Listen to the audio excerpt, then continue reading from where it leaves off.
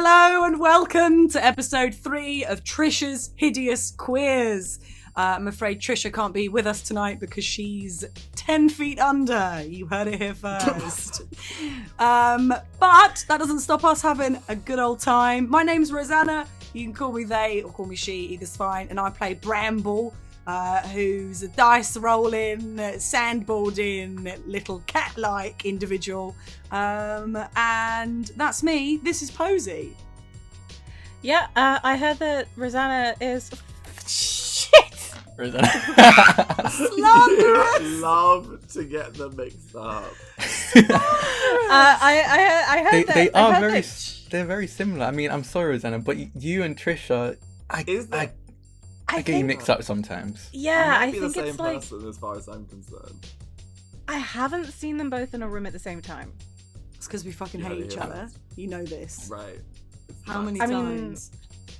Yeah, how many times is Trisha gonna be digging her way to Freedom. the mall? The mall! She's dug her way to the mall like a little mole man. The mole man the that only way she to get is. the mall nowadays. Trisha is a mole man. You heard it here first again. So many things you're hearing here first. Yeah. It's one of those episodes. It's just be like an episode of first. Anyway, I'm Posey. I use she, her. Jesus Christ! I use she, her pronouns, and I play Buck. And Buck loves the cave, and they're Manti, and is a bug, and is scared by most things. Yikes. Big yikes on the Manti front. Chucking it over. Yeah. This is Drac.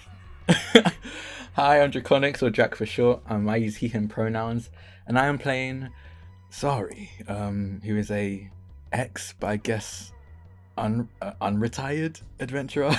Because at this point, this is the most adventure he's witnessed for at least a couple of years. An ex adventurer.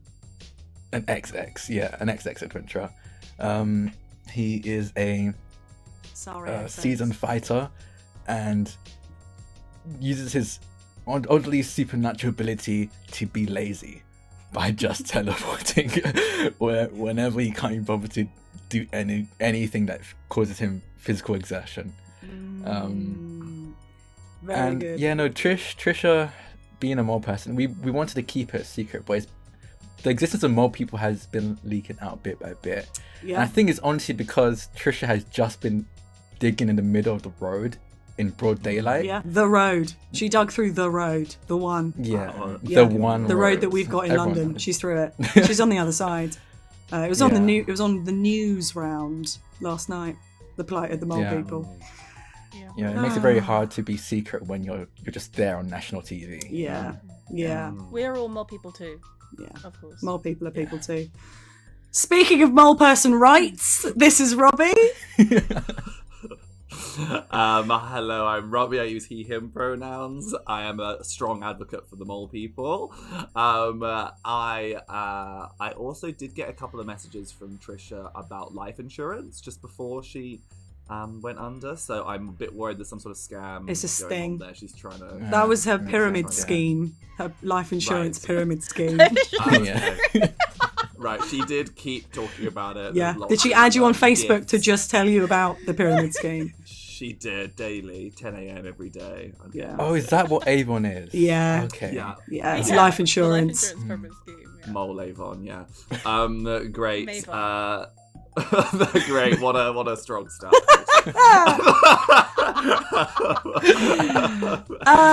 Strong mole people. Let's do a we love recap. to hear it. Plight of the Mole People is our one shot for today. Last time we started off with our trio of adventurers fighting a Lumac, this camel creature which had seemed to be sort of messed up or possessed or infected in some way with this strange sort of greenish liquid that you found oozing out of it that Bramble had a little taste of. You managed to put it to sleep and then put it out of its misery and found yourself at the edge of the dome, which goes out into the tundra itself, of which there were signs saying that the fluxed roam beyond that point. You scooted out in various means, going shuffling, being moved along on your board, and with Manti getting through as well. And felt the kind of strange, heightened emotions inside you from being out in the exposed tundra. After a while of wandering, you came across some little rabbit-like creatures with little puffs of flame instead of tails and little horns, who seemed very cute and happy. And they got a bit too cute and happy to kind of all clung to you in a bit of a excitable way. Do you mean the birthday party?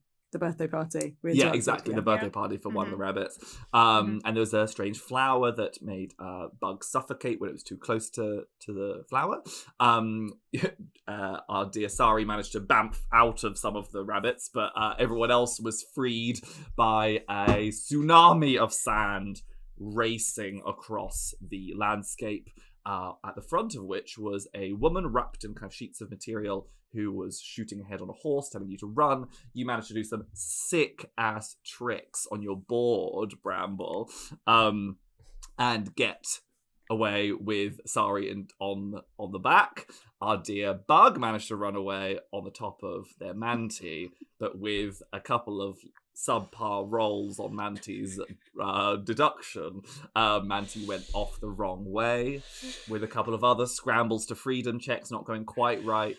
Manti's only option was to buck Bug in the last second of freedom, and was then caught up in the sand tsunami and smashed against a rock. You set up camp with this woman, and Bug had dragged our dear Manti back to the camp itself. We're going to start off in Nausk.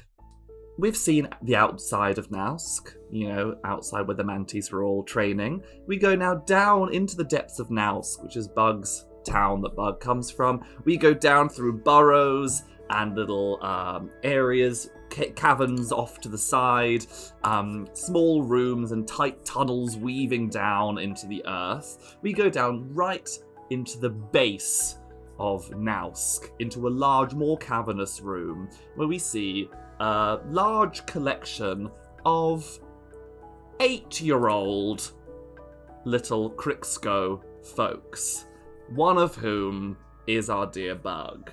You look around this room and it is coated with this kind of thick gelatinous spheres which are all over the walls.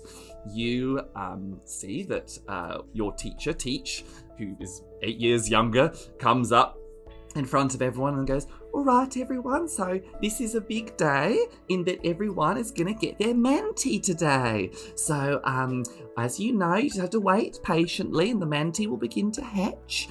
And when they do, they'll have a little sniff around for who they connect with their pheromones, and then they'll come and nuzzle up to you. Okay, so you just have to wait and you'll know, because the Manti will connect with you and come and give you a little nuzzle. All right, everyone?" Everyone nods, very enthusiastic and excited. There's a huge deal, big rite of passage, getting your Manti. You see that like a kind of dorkier, sweeter person looks to you and is like, "What do you hope for your Manti?" I want them to be nice and cozy and to give me hugs and to jump over jumps and to love me, and I'll love them back, and I'll give them little crickets, and I hope that they like crickets. You see that they're like, crickets, that sounds great. Teach goes, "Okay, everyone, let's it's beginning, let's all settle down." You see that like one or two of the eggs are like starting to vibrate a little bit. You see that the meaner colleague friend of yours at the front is like, "I bet the feathers isn't even gonna get one, like, because of the feathers they won't even know that they're gonna like meant to go to them, and like feathers isn't gonna get one." You see that some other people are like, "Oh my god, yeah, probably not, oh my god," and the teacher's like, "No, don't say that, probably feathers will be fine, it'll be fine, we'll just, it might be okay, you never know." And everyone settles down. You see, after kind of 15-20 minutes or so, that one of the little eggs sort of caves away on itself and just like crumbles and mushes away and melts off. And a little tiny Manti comes out. The Manti has a big head compared to its body, spindly legs, very baby deer vibes, as it sort of hits against the ground and scrambles up on, and then like hits again, its head collapses, makes little squeaking noises, and begins to sniff the air. Everyone in the group is like gasping, like whispering to each other and so excited. And the little Manti gets up, stumbles forward, sniffing, and then scrambles its way over to one of the very popular, well-known, successful classmates of yours, who screams with excitement, and they hug and nuzzle into each other. Another one of the Manti eggs bursts open, and then another, and then those three all kind of sniff around and stumble and make little squeaks, and then go over to these three siblings who you know as like very tight friends, and they all get their little Mantis together. The hours go by. It happens over a long time, Manti hatching and going to people, and we see more of their Crixcos, children going off with their Manti, going to start to play with them and get to know them, until there's just 3 people left, and then just 2 of you left, and then just you left, Bug. You see that the teacher, after a while, there's a couple of eggs left, but it's known that not all of the eggs will have Manti in them. Some of them, don't ever hatch. You see that the teacher's like, all right, Bug, maybe it's time to just head to bed, and you can come back in the morning and Teach? Yes? Does this happen a lot? Oh, I mean, what's a lot? A lot is a strong word. Like, has this happened before ever?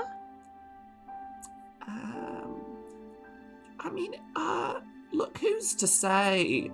I don't remember it ever happening before, but that doesn't mean it's never happened before, Feathers. Do you think it is because I have feathers? Oh, look, who's to say? What matters is that you're a good sort, Feathers. You're a good sort. Could I just take one of the little eggs to bed with me, just in case it hatches in the night, and it's got no one there to be near it and to give it crickets when it hatches? I suppose so, yes. You can be an insight check. It's a nat 20. Oh, yeah, what a start. With a nat 20, you know for starters that Teach definitely thinks it's because of your feathers, and that there's it's very much based off of like smell, and you've always been a bit funky with that kind of thing. With that nat 20, you also know that Teach thinks that like these eggs don't have Manti in, but is humouring you and just trying to make you feel better, but it's absolutely will let you take one. It's like, yeah, you take one to bed, good idea, and then come back in the morning once you've had a good night's sleep, and we'll chat then. Yeah, I know that I'm a little bit different, but I think that there are probably Manti who are a little bit different too, and I think if I can get a Manti who's a little bit different too, then we'll be best friends. That sounds absolutely wonderful. And gives you a little pat on the head and walks off. Which egg looks the most lonely? You see that there's about 10 eggs left. They're kind of clustered all over the wall in various little clumps. And then you don't even really notice, way off to the side, slightly behind a little bit of rock, there's one sort of tucked away. I'll go up to that one and I say, when you're lonely, all you need is one person to be there for you, and then you're no longer alone. That's what Teach said to me on my first day of school, and I believe that, and I'm going to be there for you so that you're no longer alone, and you're going to come to bed with me and have a nice nap. You wait a couple of seconds. The egg just seems motionless. That's fine. You're probably still sleepy. Here, you come with me. I pick it up ever so gently. As you put your hands on it, you feel a little kind of rumbling, and it feels like it's all wavy and wobbly in your hands. The other ones kind of burst open quite quickly. This one takes a while. It really, it like bobbles around and stops, then bobbles again, then one side of it sort of bob, bob, and then it stops again. After a good couple of seconds, a pincer skewers out. The other one's very head first. This one has just got a little waving pincer that flaps around for a while. And then another pincer comes out, another one until it's just 4 pincers sticking out of an egg. It rolls out of your hands and tries to scramble around as just pincers on an egg pincer for a while. And just like scrambles about and bumps into walls. And then eventually shakes off its egg. And you see a little baby Manti left behind. It's a little bit scrawny. It's a little bit funky. Its antennae are a bit low hanging compared to the others. And it looks around and looks at you and sniffs, makes some little squeaks, and sniffs again, and stumbles closer, and stumbles closer, and then goes on a huge journey around the room, and then bumps into your ankle and sits at your feet and looks up at you and cocks its head. Nice to meet you. My name's Bug, and we're going to be best friends. And you're definitely bonded with me because you bumped into me. And I hold out my hand for it to shake. I don't think they shake hands, but I want to shake its hand. You see it bats at your hand and then grabs onto it and then scrambles up your arm and like gets on top of your head and looks around from the top of your head. I go to bed, but I do take it with me and I cuddle it like a little blankie. As you cuddle your Manti in bed like a blankie, it happily falls asleep, carefree, no issue, in your arms, and you have this lovely little creature who doesn't seem to have any issue with you in the slightest and keeps you nice and cozy in bed. As you sleep in this memory, you wake up and sort of jolt back awake. You are at the campfire. Night has very much fallen. You see that your peers around you are asleep, including this woman you've met is asleep, and you have nodded off while hugging onto your Manti here. Now much larger Manti who lies on this rock slab. As you think about them. What is Bug thinking in this moment as you sit by this campfire with your lifeless Manti? I think Bug's probably doing that like blaming yourself thing where Bug's like, Manti would have been better to have not even got out of their egg. Like the next year somebody would have come along and they would have been better and they'd been able to get Manti to jump over jumps and it's all my fault. And if I hadn't been so bad at being a Krexko, my Manti would still be alive. And I think there's just a lot of that going on in my head.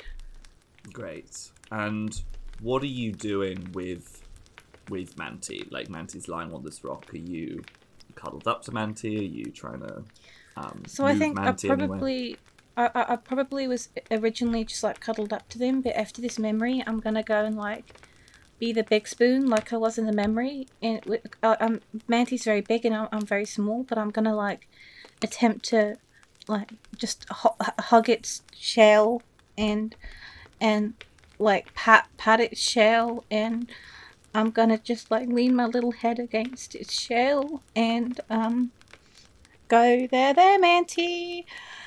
You just need one person to come over to you whenever you're feeling alone, and then you won't be alone. And there Manti. And I'm just gonna try and go to sleep like this. As you still, in this slightly half sleepy, exhausted state, spoon up to your Manti and do theirs and give it those strokes. With that memory in your mind, a little bit of putting your hands on the egg and it coming to you and hatching then, spooned around it, as you're sort of half asleep, half with that memory, half back in bed as a child, and now half here now. Give me a religion check.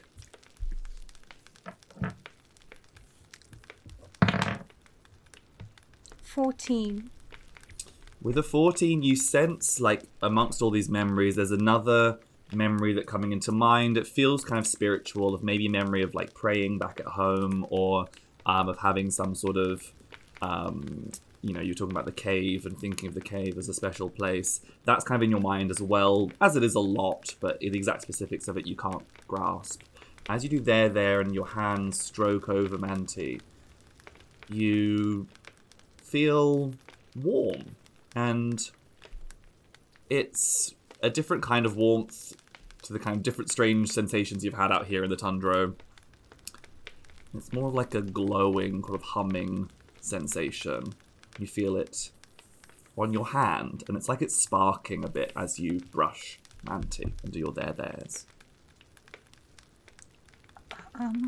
I'm gonna get up, but like still stay touching Manti, and I'm gonna like try and stroke them all over with this little glowing hand of mine, and I'm gonna keep saying they're there, and I think I'm like very afraid of like breaking contact. I feel like this might be important, so I'm just gonna like try and move around them as much as possible and like cover as much as possible, but keep my little mittens on them as much as possible. Great. So you keep those mittens on, you keep that stroking, and keep that grab. I said a glowing, it felt like a glowing, but now that you properly wake up and look in the darkness, there does seem to be a faint glow coming from your hands, again with your contact with Manti. You keep holding, and the glow builds a little bit. You feel this intense heat coming from your hands, and little kind of flecks of light seem to be coming from your hand as well.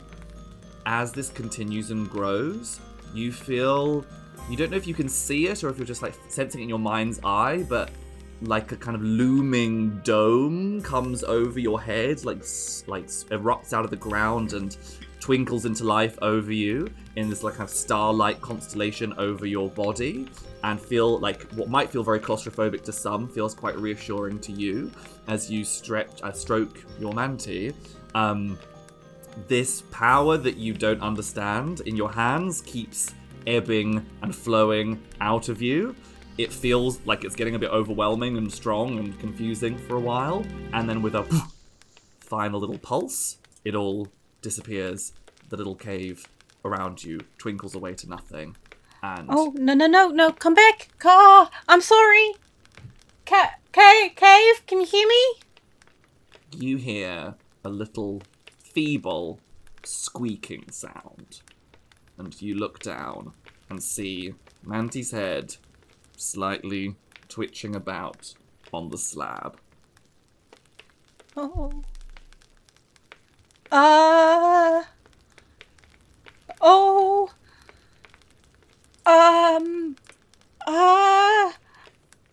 I feel like Bug really needs adult supervision, so Bug's gonna go wake up everybody else. Guys, I stroked Manti, and then there were the sparks, and it got hot, and there was a glow. And, shit, hot sparks, sorry. You got a blanket, we can put him out. No, I don't think he's on fire. I think he's twitching, and I don't know what to do. Is it good? Is it good for? Is it good when things twitch? It depends in what context. Let's have a look. Come on, sorry. Yeah. You look over, maybe thinking, this is a bit of a dream thing, or like, what the hell's going in on? A fugue state. I saw him move. I saw them move. You look over behind Bug and see, at first, Manti seems completely, motionless as always. And you're like, oh, poor Bug's making things up. And then there is a twitch in the head, and then one of Manti's arms clip hits into the sand. Clip, other one gets into the sand. What? Manti reels itself back and up and sort of shakes through its body. It like twitches and like convulses a bit and like cracks through itself, and then gets upright, stands up, looks around, doesn't really kind of clock anyone, suddenly bolts, runs into a wall, hits the ground again, sort of like, froths around a bit, Oh gets my up god, again. Bug! He's alive! This is it. He was so dead. So dead. He was very So dead. sorry you saw that. That Manti was dead. Is it him? Is it Manti? Is it you? Or is it you? Give me an insight check with advantage, because you know Manti so well. Also, have you woken up the woman as well, or have you just tried to wake up the two of them? I mean, she'll probably wake up with all the noise. I wasn't being quiet, so I don't think I woke her up, but... Great. You see that she's kind of purposefully ignoring her and standing in front of her. You see that she's just come to and she's staying out of it. She's sitting up and watching, but staying out of it. Turn around. Oh my god, I got another nat 20. What? Amazing. Yes. Oh my goodness, you're insightful as hell. With a nat 20, you feel like this is Manti. This is Manti back and alive. I'm being hesitant because you also sense that Manti's off. Like, Manti doesn't seem like normal Manti. Manti seems a bit kind of zoned out, a bit out of it, a little bit almost like sad or exhausted and tired and like not in a good way. But the overriding thing is that this does seem to be actual Manti. Just Manti on an awful day, but actual Manti. Manti, are you okay? Manti kind of just looks around and gives a couple of squeaks, but doesn't Can I do anything. use a cure wounds on Manti? Yeah, you can go up and you do a cure wounds. As you access that kind of like spell reservoir of energy, you notice that you do feel a little bit kind of depleted. What this means literally, Posey, is that one of your highest level spell slots, level 2, right? Second level, yeah. Yeah, so your one of your second level spell slots is gone. As you go and do cure wounds, that happens. It doesn't seem to help Manti in any way. But Manti doesn't seem hurt. Manti just seems kind of out of it. This is remarkable, Bug. You understand? Every fable I've ever been told is completely true. Sweetheart, fortune favours the brave. You trot off into the wilderness on your Manti as a young Cricksco. Baby, that's brought your Mantis back to life. This is insane. Sorry, come on, say you're happy about it. I'm glad that Manti's okay, but is it definitely your Manti? Give me a history check. All with disadvantage. Disadvantage all round. I'm going to flick my coin in the air and cancel out that disadvantage. Oh. With a sweet prayer to the fables of fortune and bravery. I got a 7. Would you like to give me all of the secrets? Yes. I got a 70. Oh boy. A 1. A dirty 1. Filth, sorry. The best kind. All of you try and rack your brains for anything of like what this could mean or the relevance of it, and can't come across anything now. What I will say is that particularly the two of you have just been in deep sleep. You're all very tired. You won't get your long rest unless you get back to sleep. This is like a couple of hours into the night. And yeah, you feel very much the weight of sleep upon you, and Manti doesn't seem like it's just kind of sitting there and fine, and yeah. I'm sorry that I woke you. It's alright, this was important. You know, spontaneously coming back to life is good to be woken up for. Yeah. Yeah. I think it's good. I think it's good. Maybe just tie him up before you go to bed, because he looks a bit disorientated. He might stumble off into the darkness and be surrounded by rabbits having a birthday. Oh, I don't think he likes being tied up, and I think if he's just come back to life, he probably wants to do the things he likes. So I'm not gonna tie him up, but I am gonna let him be the big spoon. All right, fair enough.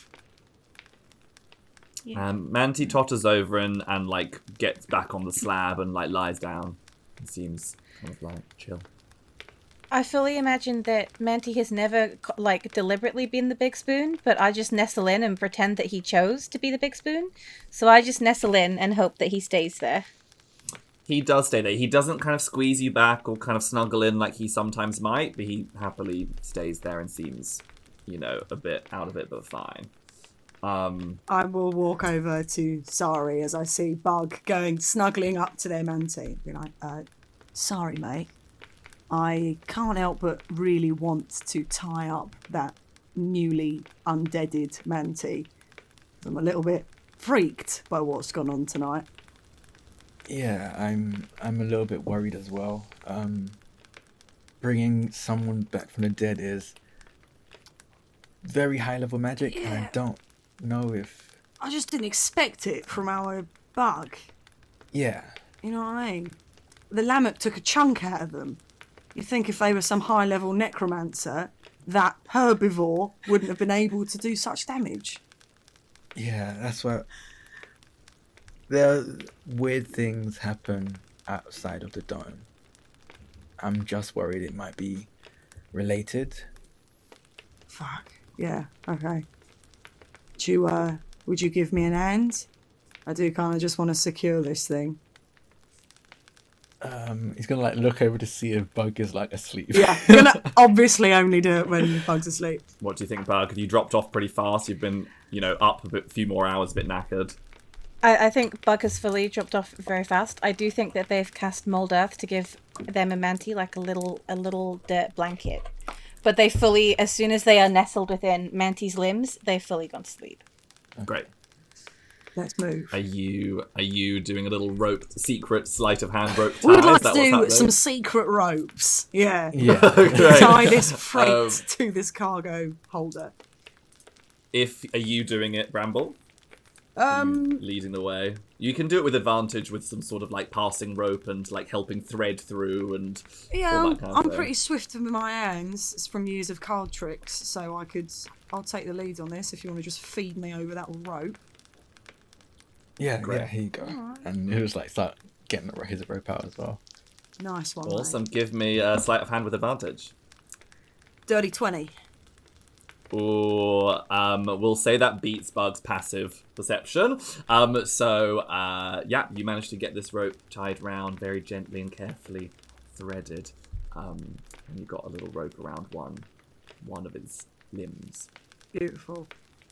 Thanks, Ari. I was quite close to feeling guilty about having brought Bug outside the dome, but now I guess I'm more worried about the fact that this big insect has come back to life. Yeah, let's just hope we can find this kid and head back as soon as possible. There might be someone back at home who might know what's going on. Yeah. If there's anything to be worried about in the first place, hopefully not. Hopefully it's fine. Hey, now, while we're snuggling in, and Sari and I are getting back into our sleeping bags, before we go, the ghost that you call upon, that sits behind you and sort of carried me up a cliff. I don't know what that might be to you, but did that happen when you were out here last time? Is that a similar thing? It didn't happen out here outside of the dome. Oh. I was just born different, I suppose. You know about the Eodior, right? Well, I've met a few, certainly, in my time. Maybe I don't know as much as you'd like to share. Yeah, there are stories that we're tied to the life force of some fallen legendary warriors from a war hundreds of thousands of years ago. Bloody hell. And I suppose my life force was a bit less tied to my material body, so it kind of just is able to slip out. Slip out? It would happen. Your life force slips out, sorry? I mean, it's not really my life force, it's I have mine. Eodior have our life force, and then that is bolstered by the life force of the fallen warriors, our ancestors years ago, and it would happen randomly when I was younger. I would just suddenly I would have my warrior appear, but I've gotten the hang of being able to control it at this point. I used to get coughing fits as a kid. Yeah, I know the feeling. Just how it just happens.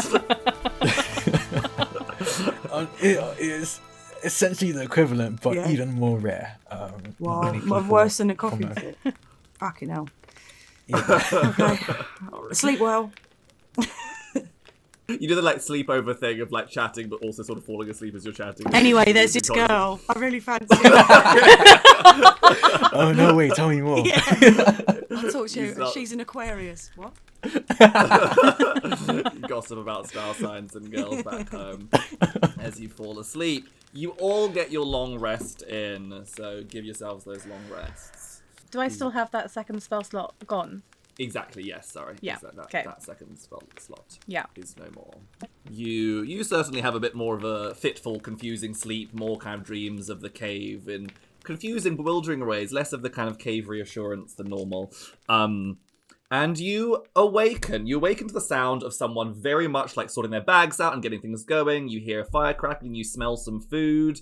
As you wake up and kind of begin to stand or get yourself together, you see this woman. Again, she's a half gull, half human, so she's more humanoid, but has some of the kind of scales of the gull, these kind of hexagonal alabaster scales over some of her arm. She's got these big sheets of material wrapped around her and draped over her, including over her head. Got a shock of bright red dyed hair fringe that fall about her face. You see her massive broadsword leant up against the side as she's busying herself and getting things ready. As all of you awaken, she goes over to you and puts and offers you a little something to take in your hands if you're all happy to take it. What is it? Can I get a... What? Is it just in a closed palm? As you hesitate, she shows it to you. It's like a little circular wafer, a dark greenish wafer, thin wafer.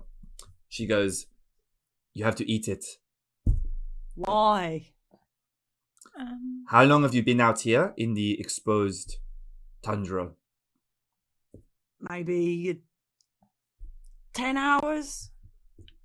That sounds about right. Yeah, about that. A little bit more. Yeah, it's Okay. And you have been here without having one of these or any magic to support you or help you against the tundra? You need this. It will keep you safe against its malign effects. I look at You have Zari to eat immediately. Does this check out? Discs? Communion wafers? I mean, if she wanted to kill us, she could have just left us behind. I think she has our best interests at heart. If I wanted to kill you, you would have been dead a long time ago. She looks a little bit to her broadsword and looks back to all of you, very blank-faced. Oh my god, all right. Eat it off the end of my finger. Great, Do you have one for Manti? She goes, "Yes, I can get one." She goes back to her pack and gets out another one and gives it to you to give to Manti. As you put it in your mouth, Bramble, you feel like you sort of try and bite it. It's just like a crumbly wafer. It sticks to the roof of your mouth and you try and get it off, and then it doesn't come off and it sort of blends into the roof of your mouth. You feel it sort of, the sensation spread through the top of your head and then across your body. It feels tingly in an uncomfortable way for a while, but then sort of simmers down to more of a cool humming vibration that feels a bit more soothing and good vibes. Riding the wave, yes. Has anyone got a beer? Does everyone take their wafer? Yeah. It's like a stalactite for your mouth. That would be good branding if they go into business. You give yours to Manti as well, presumably. I like that, but I feel like I have to maybe wrap it in a cricket, when you're feeding a dog treats, to get it in. Wrap it in a cricket. Yeah, I like. Which stuff way the round treat is in- the wrapping happening here? Yeah. How the fuck do you wrap something in a cricket? I feel like I just tuck it into the cricket's little belly, and then I just put the cricket hole into Manti's mouth. A cricket? And a communion Yes. wafer? Yes. I mean, have we seen the fire bunnies? There's probably like huge crickets out here. That's fucking true. Like a roast chicken cricket. Yeah, I turn around and the lady's got one on a spit. I'm like, my bad. I had a very, very the camp-centric view of crickets. Question, before we eat more of your discs, who are you? Why are you helping us?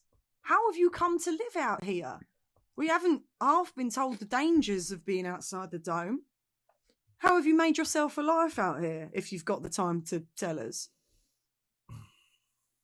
She gets back to her roast cricket and spinning it around, but she looks over at you and goes, "My name is Grey. What are your names?" Buck? I'm Zari. Deadly Bramble. Live out here is not exactly a word that I would describe for my situation. I maybe work out here, but I suppose I do spend most of my time here.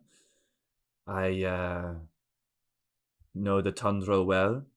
I know its wires and guises. I know how to survive out here. You haven't seen a small ginger boy, have you? Yeah. A small ginger boy? No. Who is he?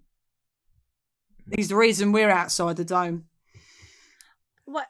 Can I ask as well? Why are you on the run from authorities? Why do you live out here? I'm on the run from no one. No. Give me a persuasion check if you're trying to get her to open up a bit. 14. 14. You see, she kind of thinks for a bit, and she says, "I have jobs to do." Gets back to cricket making. Can I insight whether that is illicit jobs or above board stuff? Give me an insight check with advantage. 22. 22. You know, people have slightly, dealings of like tricks, and you know how to read a poker face and all that kind of thing a little bit more. And these sorts who are like, I'm mysterious, I have things going on that I don't want to talk about. You sense that, the jobs are maybe slightly dodgy jobs, and she's, this lone wolf out here by herself. She's maybe not wanting to go into the exact details of these jobs.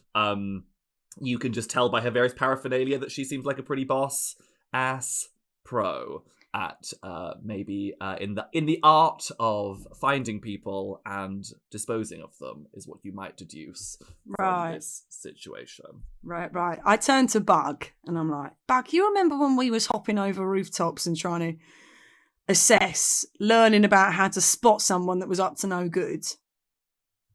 Yes, the shady people. There we go. I'd keep your fucking voice down, mate. She's right here. Is she a shady person? Shut up, Bug! Fucking hell. Okay, she you've lost looks at you both and is like, shady person. No. I Yeah, suppose standing right. in the shade. Is she in the shade right now? No, we're all in the sun. Don't worry about it. So, Deadly Bramble was telling us about people who are up to no good and do illicit things, and she was saying that you might be one of them. No, I can see by the way that you carry yourself, Gray, and this broadsword show of authority you like to flash about, that a lot of your work is noble and of noble cause, but some of it's not, and that's not a bad thing. But Bug and I were undergoing some training, what with Bug's age, into how to spot and negotiate with such folks. Shady people! She looks between you both, kind of like slightly looks you up and down, and goes, "Shady people. I mean, you're not wrong. It's good to teach the little one about the slightly darker side of the things in the world. I think that's a noble thing. Just tell me about this boy." Ginger. Small. I've covered those bits, haven't I? Ginger and small is all the intel I have so far. He likes to sell things, and he's also a bit of a shady... Well, he's trying to be shady, but I don't think he's very good at it. He's not yet ascended to that level. I think he may be injured as well. injured a child out here for how long? Vader got us the afternoon of the morning that he was missing, so a day? A day? If he has been out here for a day, injured, and a child alone who has no magic or strength, I do not have high hopes for him. If you have not found his dead body, then the Fluxed will have found him already. If you want to find him, you will have to find the Fluxed. All right, I start packing up my things. I'm like, going home now. We can't go home. We told Vader we'd find her. Yeah, and we know that he's been munched by the Fluxed. We don't know. Well, you were telling. Sorry, you were going on about how dangerous they might be. And that's why we need to at least make sure, because if he is still out there, there's still a chance to stop him from running into the Fluxed. He strapped a box of fireworks to a Lammock. He's nuts. We were nearly killed by a cloud of rabbits. He's a kid. They're going to do stupid things. I have strapped fireworks to a Lammock as well. So have I, but within the safety of the dome. I haven't. There's nothing funnier than a Catherine wheel on its neck. Doesn't know which way to look. That doesn't seem safe. That no Lammocks were harmed. Most of them were just really scared by the flashes of light and loud sounds. Some of them really enjoy it. I look at Manti. Does Manti look like he would enjoy having fireworks strapped to him? You see Manti still looking pretty zoned out and glazed over, just kind of staring forward and can't get a good read on his firework love capacity. Maybe when we get back to the dome, we can strap some fireworks on Manti and see if he likes it too. Okay. You see the woman passes around some legs of cricket to you all, of roast cricket for you to have some breakfast, and goes, so going home, going to find this child. I think we should find the child. At the very least, if he is dead, we should be able to confirm it. I think the worst thing for Mother to know is not know. If he's dead, Bug could just bring him back to life. Oh, I don't think. We've seen it happen. Please, let's not make that the plan, because I'm not very sure if I can do that again. I don't really understand how that works, but I do think that we should go find him. If use Plan A, maybe find him, deliver his dead body to Vader. Plan B, Bug brings him back to life. Plan C, we sit here and just keep eating crickets. I kind of takes a bite of the cricket and sets it down. I think we should go Plan A and hope Plan B isn't necessary. Right. Are you going to eat that cricket? No, you can have it. Thank you. I'll give it to Manti. You see that she says, Gray looks to you all as she begins to back up her stuff a bit more as well. She says, look, the Fluxed, I cannot claim to know everything about them, but there's a chance that they don't just kill on sight. They have other things that they might want to do. There are rumors of them wanting more for their group. There might be some hope. The three of you are looking to find him. You are braver than I first thought.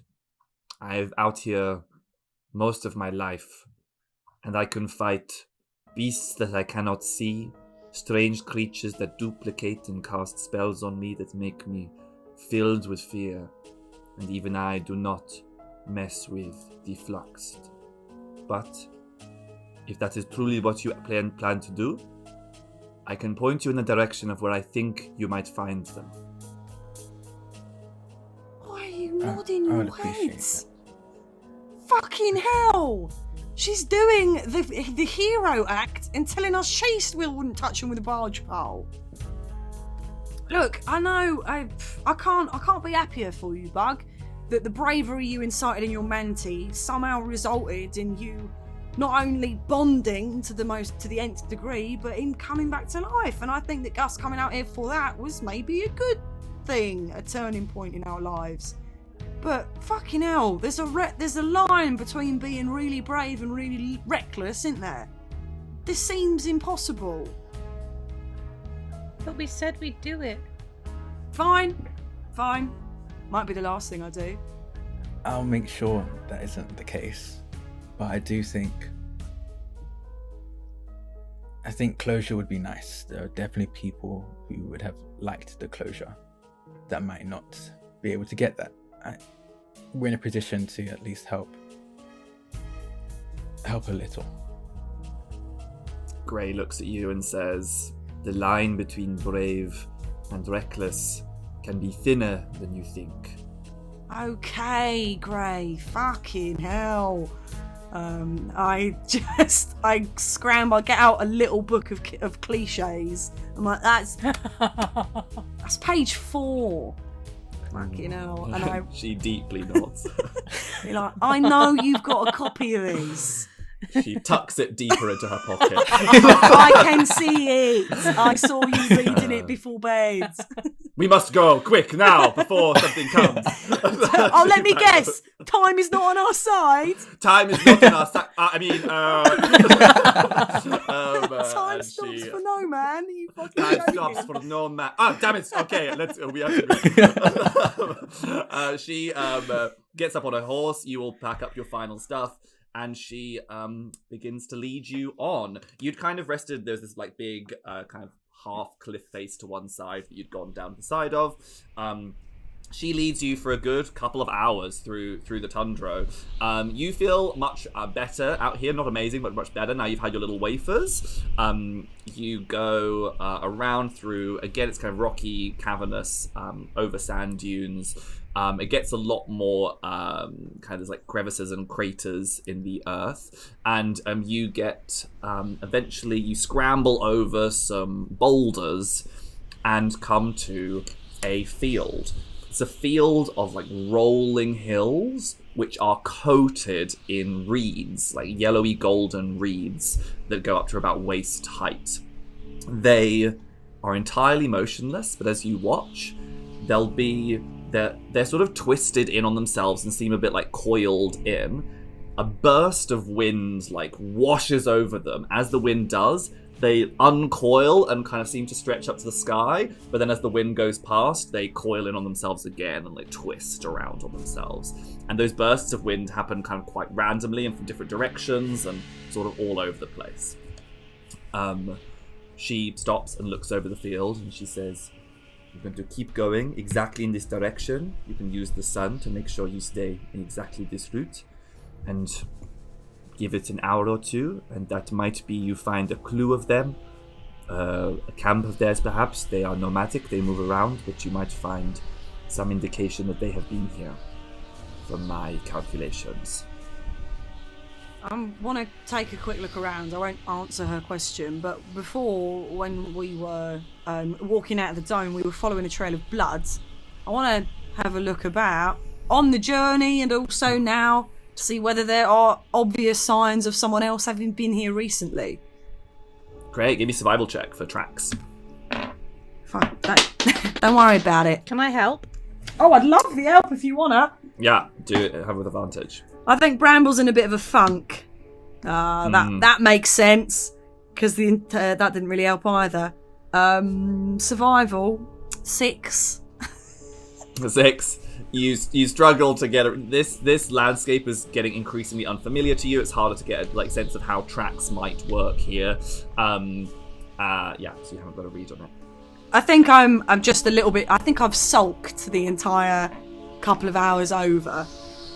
Because my recent circumstances have resulted in any act of bravery or recklessness in the dome has resulted in me losing quite a lot, and I feel like this will be the last time that happens before I lose everything. So I'm a little bit scared and upset with myself. So I'll just sit at the back and be quiet for a bit. Insight Nan doesn't do very well on the insight check of you, so you see she looks at you but looks away. Can I roll an insight check to see if I notice? Yeah, go for it. Isn't that one? What do you think Bug gets on a nat 1 from you, Bramble? For me, Yeah, on a nat I'm 1. considering dropping all of the Lady Luck scenario and converting to the religion of the cave. Oh no! Have you had the good news? I have so many Leave room pamphlets. for the cave. Yeah, I have so many pamphlets. So I amble up on Manti, and I've got like knapsacks and knapsacks What of are you pamphlets, doing? and I just start. Okay, so if you want to start worshipping the cave, there's a few good places to start. This is perhaps the most established literature on the cave, but actually, in my Mate. opinion, this one has a little bit more flavour. Are these like funeral plans or something? No. Oh, well, that's not really what I'm after. Keep your pamphlets. There'll be people that are interested. You know what? I'll have one. But why did you want funeral plans? Is somebody you know going to die? I look at Manti and I'm like, no, apparently no one's. We're all right. I really want you to know I don't know how I did that, and I don't think I can do it again, and please don't do things expecting me to be able to bring you back to life, because I don't think I can cope with that pressure. I'm teasing. I was teasing when I said you could just reverse it. It would be irresponsible of me to assume so. No, that was a freak happenstance. A good one, but the chances of something bizarre happening are never properly zero, are they? So you're all right. That was always meant to happen. I hope that you know that somebody's going to thank you at the end of this.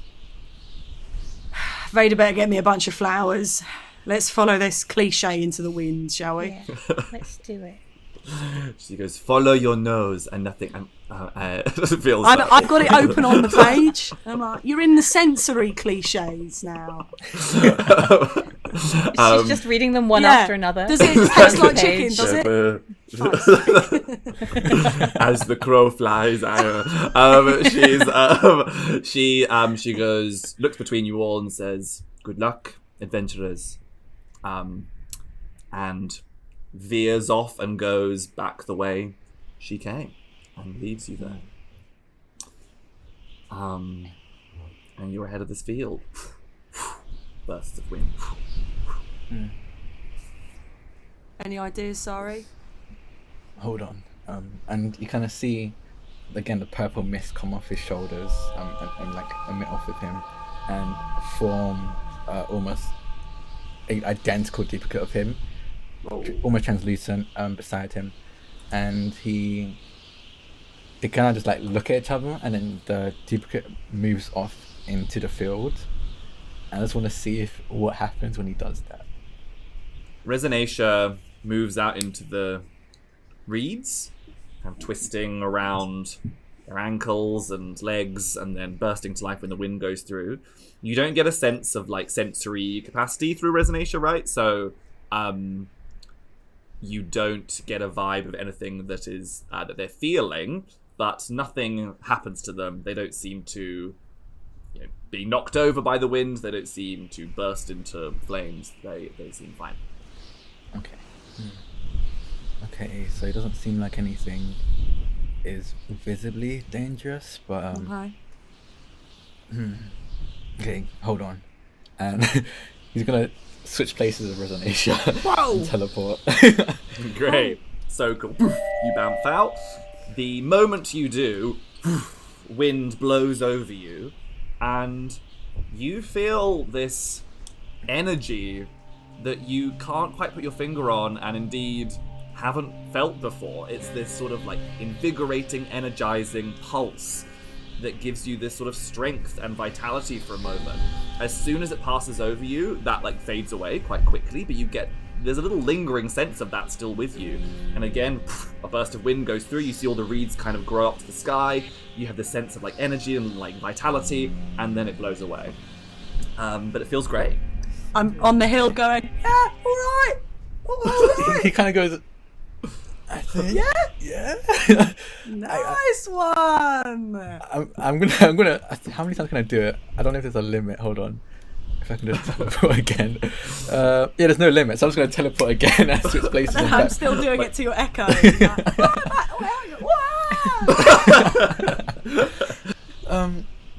It was odd. It feels great. Oh, wonderful. But that worries me a little. Yeah. Why, you scared of having a good time? No, I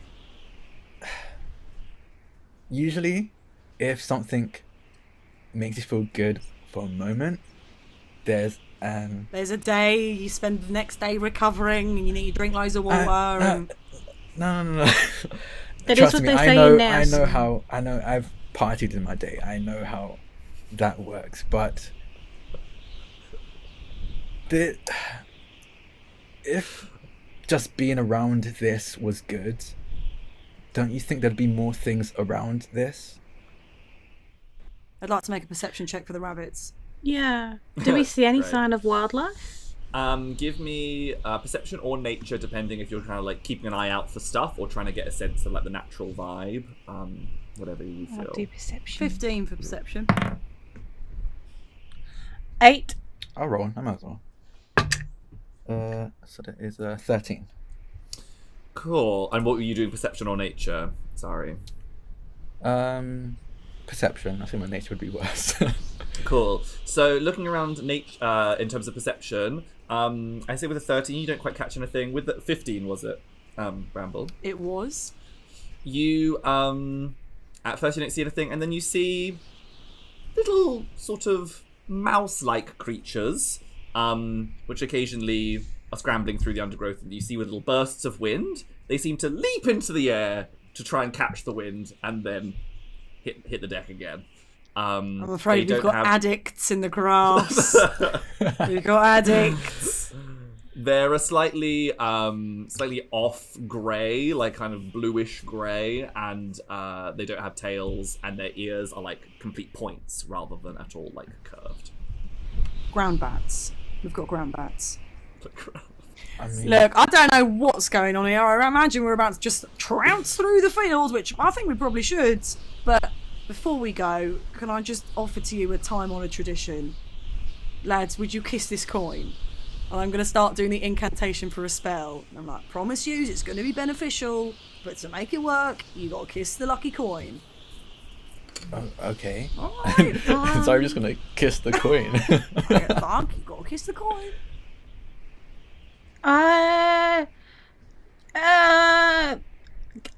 Bug's gonna get like really close and like pretend to kiss the coin and hope that Bramble doesn't notice. Like, what? I see the Kiss the hesitation. I'm coin. like, respect, fair enough. I put the whole coin in my mouth and spit it out again and cast aid on all of us.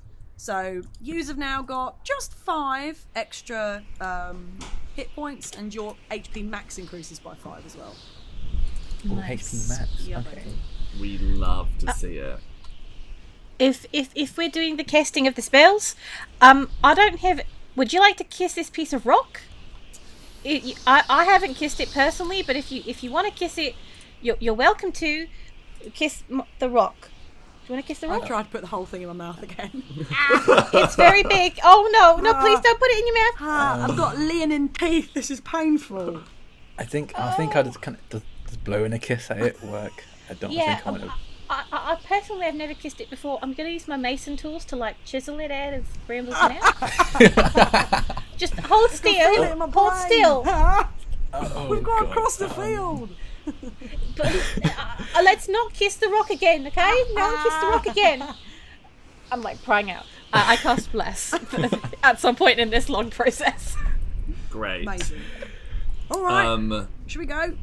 We'll just start walking off into the field. With your various Quick question: religious did you things. cast? I think my resonation. I think my echo is too far away. But would you have cast it on resonation as well? I can only pick I up can to only do 3 3. creatures. 3. Yeah, Okay. likewise. So forgive me, but I have selfishly chosen myself No, that's fair. instead of your spirit. I send my appalls. I do it like that. I'm like, oh, sorry, mate. Yeah, he just goes like, it's good. Appalls. You stride out into the field. Within seconds, woof, a burst of wind flies over you all. A couple of ground bats fly up around your feet. Looking like amped up when they get their little like twinge in their eye. And you feel this amazing surge of energy, which briefly surges through you, but then sort of dwindles and stays with you a little bit.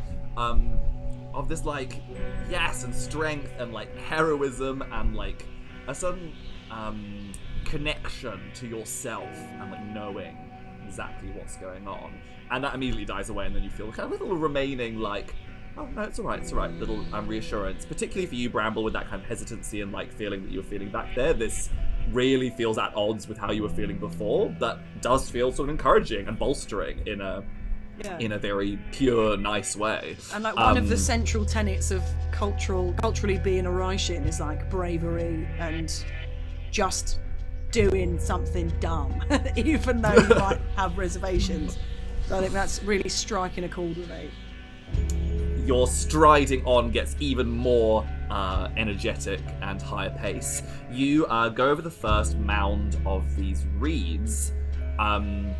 And I'd like everyone to give you a perception check. That is considerably 13. better. 18. With an 18 only, you hear something over the next mound that you're like, oh, was that just the wind again? Or was that maybe a voice on the wind or someone? But you can continue down the this little slope, and then you're coming up to the next slope. As you do, you look over this mound and look down. You see that the reeds, this is sort of like almost a very shallow crater that you're within, quite large shallow crater. The reeds sort of go a bit patchy, and it ends up being more kind of big crevices through the reeds that then go away to the kind of dirty earth in the middle of this crater space. There are also, first thing that kind of immediately is evident are, oh my gosh, I might need help with this pronunciation. Geysers or geysers? Geyser! Guy. Geyser! Geyser's a guy. Like Geyser? A dude. Yay, that is Geezer. gay. I feel like gazer is wrong though. Geyser. A geyser, it just shoots a rainbow. Yeah. Hot rainbow water. Geysers. Pew, pew. All of the different pride flags. Yeah. Oh look, trains! Yeah! Either way. What's the group decision? This is a supportive. I've heard geyser. I usually say geyser. I'd say geyser, but I'd like you to say geezer. There's one geezer, there's one geezer of your family. Like, all right, and then It's like geezer. It's just some bloke with a bag. Going, but then there are geysers. That's Keith. Keith shoots into the air from the ground. Flies into the horizon. You see some geysers. These geysers, there's 6 of them shooting sort of this mist up into the sky. It's kind of got a lime green tint to it, otherwise sort of whitish mist shooting up. They're the first things you see. I'm going to ask for another perception check from everyone. Like, you'll all see roughly, but just how 18. good you see stuff. 18? 18 as well. I'd also like to check out just visually whether it's the same lime green as the cack that was coming from the mouth. Yeah, the goo. Cack, great. Fizzy Lammock cack. Oh god. It was What fizzy. was that? Sari, what did you get? Oh, 16. Cool. All of you see a few things. You first catch sight of, in these like bursts of mist that come up, you catch sight of some like figures within some of them. So sometimes they burst up and there's nothing. Sometimes there's some sort of like creature with like long arms and no legs that are floating amongst the mist that you catch as it shoots up into the sky but then disappears. The other thing that you all see is on the like furthest away geyser is 2 figures. These 2 figures are seem to have like cultural identification that you don't recognize at all.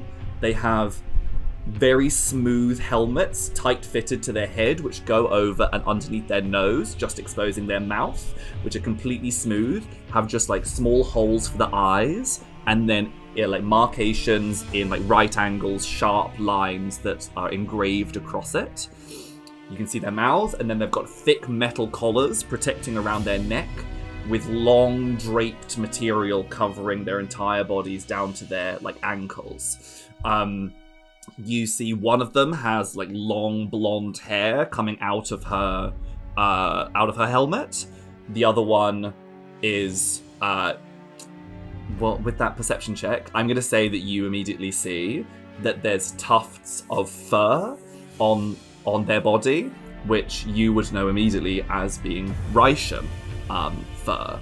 That Ryshan one, they use they them pronouns. They've got like a long quarterstaff that they've got very braced and ready with their back to their other one. The other one with the long blonde hair has her hands up in front of one of the geysers that she's sort of waving around.